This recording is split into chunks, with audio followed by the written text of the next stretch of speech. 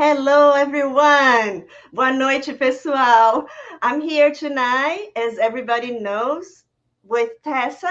She has a YouTube channel called Spirit Narc, and I'm so grateful that she set my invitation and she's here to help us to understand her side. Just say hi, whatever you want to say to us. All right, so my name is Tessa. I am turning 25 in actually about 3 days. It's crazy. So I'm in my mid 20s.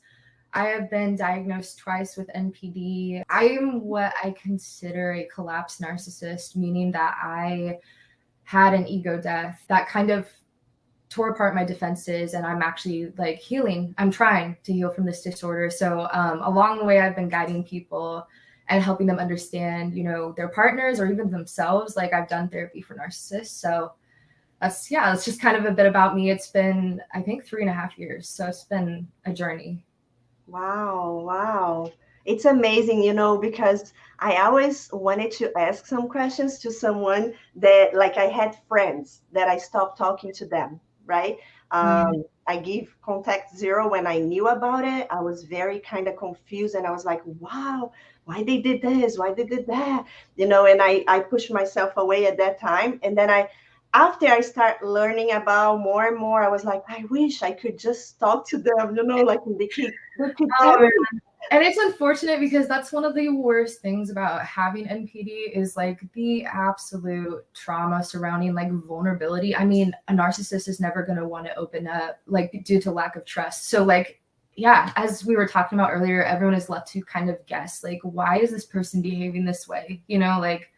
Yeah. That's why I think it's so amazing and you being chosen because you're so young and you have the awakening, right? You already know. So this is amazing because now you can do something about it, right? Oh yeah, absolutely. And honestly, I have never felt more alive. So it's not just it's also been, it's been a personal journey for me where it's been worth it. And I always tell people this.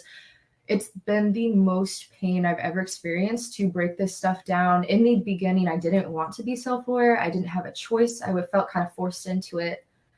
But as the years kept going, I kind of started realizing like, wait a minute, this was all worth it. This is like, I actually feel like I'm enjoying my life in some aspects. There's still a lot of pain left to go through, but I always say, this is sad, but I always say there's a reason why most people with NPD run the other way from self-awareness. There's a lot in there that's not being, it's really hard to deal with, but you will get into all that. She's diagnosed with narcissism and they do suffer. They do have feelings and it's important for us to understand that. I'm not saying here to you that if you are in a relationship that, that is the person is not working on themselves, that yes, it's different. And also, Tess, I don't know if you know, but I am a therapist. So for me as a therapist, it's very important to learn those things and get the answers that I still don't have. I believe God is gonna let you tell me today, by the answers. So. I want to be that. That will make the difference for me because it's when it's only narcissism is different. So I like to begin from the beginning. For me, Tessa, is like I study this. Like once God showed it to me, like I had no idea I had the codependency. I had no idea about any of this. And see, I've had codependent partners, so I've seen both sides of it. So I'm also very interested, and I didn't mention this, but I do want to become a psychotherapist myself. Yes. So if you can tell us a little bit more about how that started. You say you had a collapse, right? And then you got diagnosed twice. Tell me about the first and the second time, please. Yeah, so the first one was really not something that I was searching for. It was my parents. I was 21 at the time, I think, maybe 22, probably 21.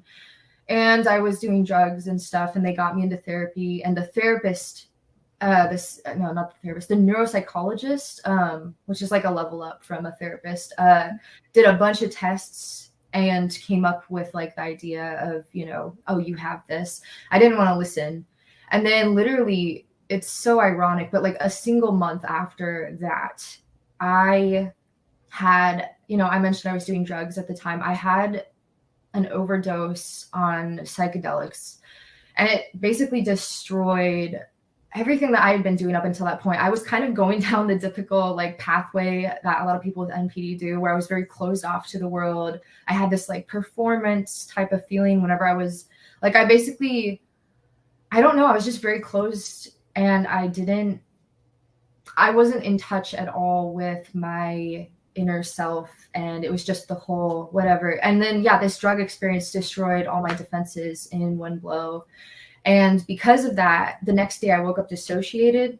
So I believe that I had felt, because of the drug overdose, like I was dying, like I had fried my brain. It was a really bad one, and I could not perform ever the same way. Like there's a lot of, in NPD, there's a lot of fear of humiliation that's not really talked about. It's why a lot of narcissists are defensive. And like I figured that like since I couldn't perform the way I was used to, because all I could think about was like how I didn't feel like I was in my body anymore, how like I had constant thoughts of death. Like it was really bad. It interfered with everything I'd been doing. So I started isolating because I didn't want to be humiliated. I felt like I had just fallen apart. I didn't want people to see it. Wow. And I don't know if people are familiar, but like when you have your sense of identity based on others, like narcissists do, where we need to have people literally tell us who we are, if we're great, if we're whatever, and you're isolated and you don't have any of that, you just fall apart even more. So basically it turned into this unraveling of everything I'd ever built up, like all the walls I've ever built up. It's been a while now, but like basically nothing was ever the same again. And I'm really at this point now, 3 years later, hitting the core of like, why does somebody really become a narcissist? What's underneath all of that? How does it feel to face it? How can you cope with it? How can you like let go of the parts of NPD that like affect your relationships like unhealthily, that make you feel like you're not alive ever, like there's bad parts to it, you end up finding out. And anyway, my second diagnosis was in 2023, so it was actually a recent it was another psychotherapist, and he basically just reconfirmed the diagnosis after seeing me for a while. But it's been a journey. It's been really difficult because you figure out why you had all those defenses. It's because there's so much underlying pain. And I think that people with NPD at a very early age disconnected from their identity, from, their wants and desires. We don't know who the fuck we are, deep down. And yeah, go ahead. I have a question, and also to tell you, I had a patient once that he is narcissist. He's Brazilian.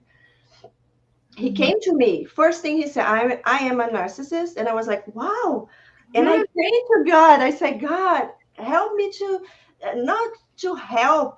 I mean, help, yeah, because I'm not God, to do anything, but to understand how that begins. Because once we know the cause, it's easier to understand and maybe help with therapy, right? So this patient, he told me a little bit what happened to him. He was always listening from his mom that he was fat. He was nobody would love him because he was fat and things like that. He felt defective comparing to other people. He didn't know how to do things that other boys knew, and they were rejecting him. So at the point that he said one time, I was like, I'm not gonna be this junk anymore.